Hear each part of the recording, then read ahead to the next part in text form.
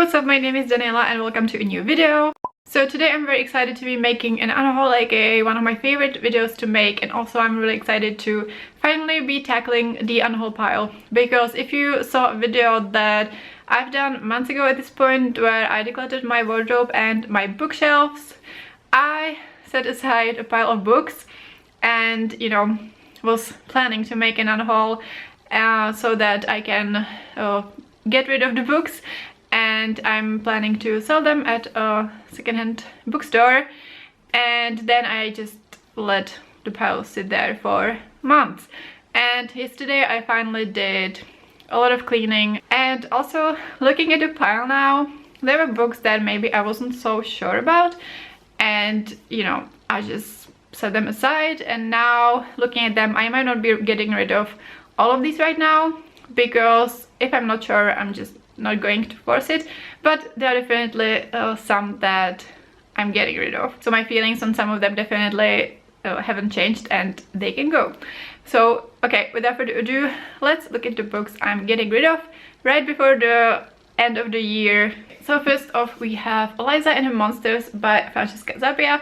So I bought this secondhand from the very same bookstore I'm planning to return it to, and this was a book that I was intrigued by for years, and you know, it was really popular a few years back, so I got to it a bit late, but I'm glad I did. So this is a young adult contemporary about a girl named Eliza who has anxiety, and she is secretly a creator of a very popular webcomic. And then there's a new boy at school and he's a fan of the series, but she's still trying to keep it a secret that she's the creator. Yeah, I really enjoyed this book. I think for me it was like between 4 and 4.5 stars, but I don't think it's something I will be rereading, so I'm happy to send it to the next person to read. Next up we have I Heart New York by Lindsay Kelk. So this is an adult contemporary romance that came out quite a few years ago, and so I wasn't really sure about it. Yeah, I saw it secondhand at that bookstore, so yeah, I picked it up and it was fun. It's about a woman who finds out that her boyfriend or fiance has been cheating on her, and she randomly goes to New York and she has adventures there. You know, it was fun. I don't think I'm going to be continuing with the series, so I'm ready to return it to that bookstore. Then we have Maybe Another Life by Taylor Jenkins Reid. So Taylor Jenkins Reid, I consider her as one of my favorite authors. I still think her books are really readable, but yeah, my opinions on her might be shifting a bit. I'm still reading her books, but I don't have like an ambition to own all of her books. I've already unhauled some that I read and that I didn't love.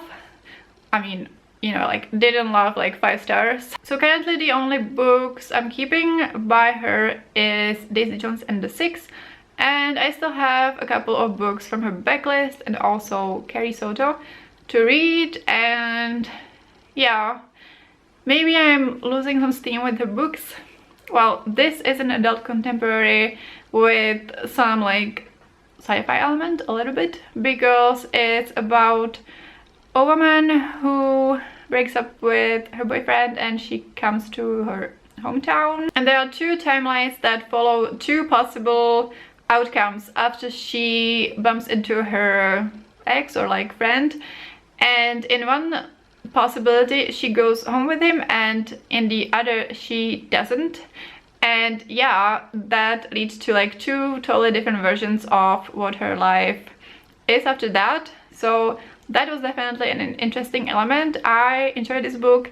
It was a 4-star read. I probably won't reread it. I don't need to own it. So then we have The Anthropocene Reviewed by John Green. So this is a non-fiction. It's a collection of essays, and I quite like John Green's books, at least some of them. So I was really intrigued by this book and I liked it. It was 4 stars, but I also thought that like I tapped some things, and the things I tapped were mostly him quoting other people, and I also thought that it was really US centric. He was talking about some specific like stores and people, and just things that American people would know, but I don't, and I think that that lost some kind of appeal for me. I also found it quite sad, like he wrote at least part of it during like the beginning of the pandemic, and that was like obviously a very specific like mindset to be in. So yeah, I'm probably not unhauling it today because I literally am taking the books out to the bookstore today. So I might put this aside for a bit and maybe like, you know, transfer some of the quotes or something, but yeah, this might go in the near future. A book that can definitely go today, tea incoming, is The Appeal by Janice Hallett. So this book is so beloved, everyone loves it, but yeah, I was quite underwhelmed. It was one of the most disappointing books for me of this year. So this is a crime mystery, murder mystery I guess, and it's told entirely in emails, and we mostly follow this one character who is very unpopular in the social circle, like they barely tolerate her. Someone was murdered and we don't know who till a good portion of the book is behind us, and like it was kind of fun, mostly just like, you know, the ugly intrigues and gossip of a small town community, and they are like preparing to perform this play, and then they are also fundraising for a sick child, and there's just like a lot of intrigues, and all of the characters are very unlikable, which I guess is the point. But the main problem for me, as with a mystery book, was that I really didn't care about the resolution. Like, someone did it and it didn't even like matter who did it, you know? It's just like, these are like evil people and one of them did it. Okay. It was also quite convoluted. There was like so many characters, and although there was a guide, there were too many of them.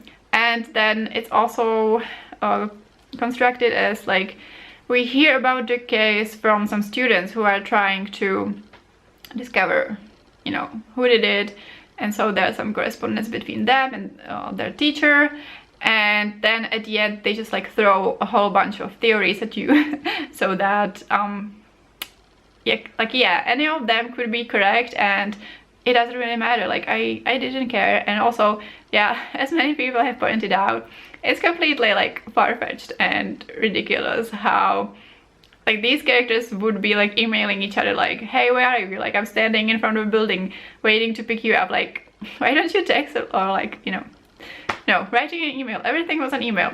And yeah, the back of the book says 1 murder, 15 suspects. 15. Yeah, that's a way too much. A bit too much. Yeah, I think it is kind of an interesting picture of a small British community, but yeah, overall I was not so impressed. I think I gave it like 3. I didn't hate it enough to DNF, you know, it was entertaining enough for me to finish it, but yeah, not a fan. Then we have Malibu Rising by Taylor Jenkins Reid. So yeah, another book by her. So this is, you know, one of the newer ones, and we follow a bunch of siblings who have this distant father who is a rock star, and it's mostly about, there's a lot of like flashbacks about how their parents met, and this guy is like kept being a shitty person. And yeah, so we alternate between the present time, which I think is in the 80s, and how the siblings are just like faring on their own, like being grown up. And yeah, then the second timeline are the flashbacks, and the flashbacks were just sad, and yeah, I didn't care that much. Like, I wanted to be more in the present timeline. And yeah, it leads to this like big event where I think it actually like says on the cover, I think it's a bit of a spoiler, or like I wouldn't want to know what happens by the end. Or maybe the book says it at the beginning, but either way, I just remembered that it was like highly anticlimactic. It was just about their lives, and the characters were pretty interesting, but not as appealing to like completely carry the whole plot, where there wasn't really much of a plot. Yeah, I barely know how to talk about it because I just found it quite wishy-washy and just like not really impressive. Although I love the cover. Next I have a series, and that's the Themis Files by Sylvain Neuvel. So we have Sleeping Giants, Waking Gods, and Only Human. So this is a series I started a few years ago. I only read this first book, and you know, it took me a while to actually acquire the rest of the series, but I really wanted to finish it. And this is an adult sci-fi series in which some parts of a alien or like a robot are discovered. And so the first book is all about how like a team of scientists try to discover all that they can about the robot and like make it work and everything. And I just found it really appealing, and also it's told in mixed format, so a bunch of it is interviews, I think most of it, and then there may be like some files. One of the main characters is this like mysterious person who has a lot of power. Nobody knows who he is, but yeah, he's pretty much orchestrating the whole thing.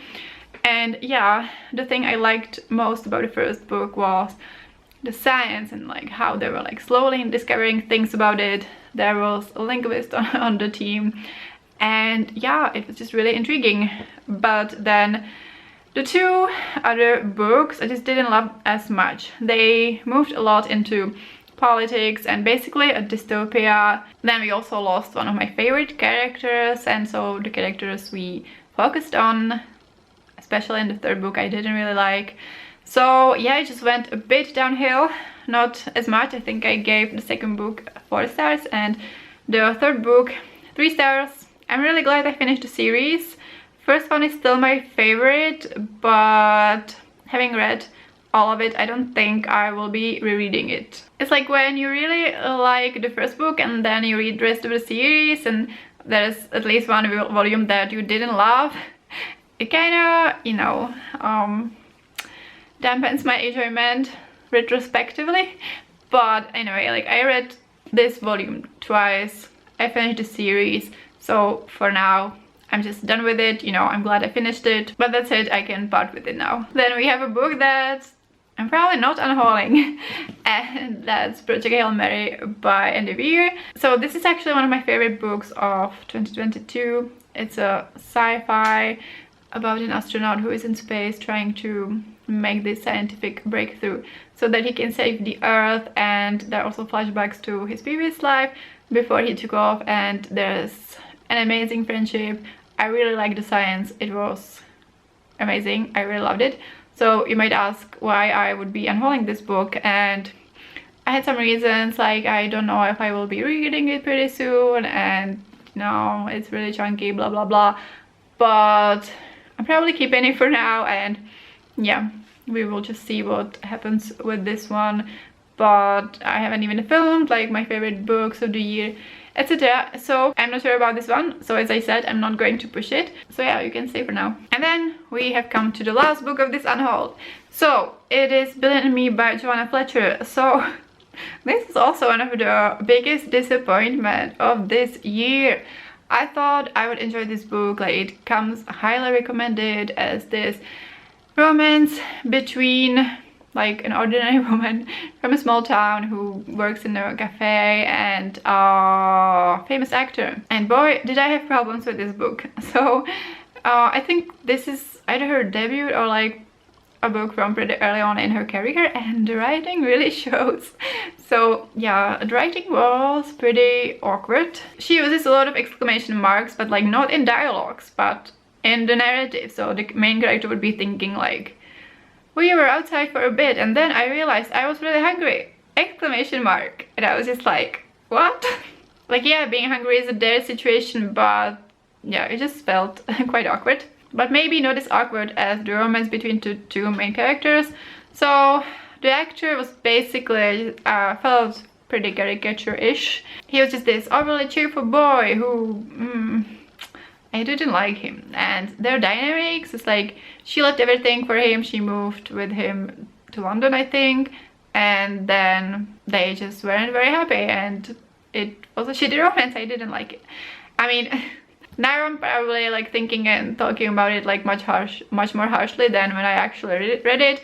I gave it 3 stars, so it was not like horrible, but yeah, I was just really disappointed because I thought that this author could be someone I would really like and read a lot of her books, but now I don't really feel like picking any of her other books. There's a sequel to this, and from the reviews it seemed that it's even worse than this one. Like the issues I had with it, like how they didn't really work together, apparently like much worse in the sequel. So yeah, DNFing the series.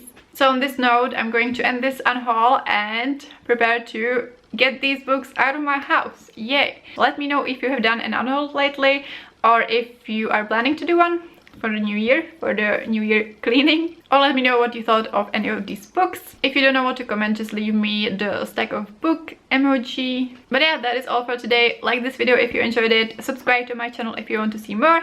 Thank you so much for watching, and I will see you next time. Bye!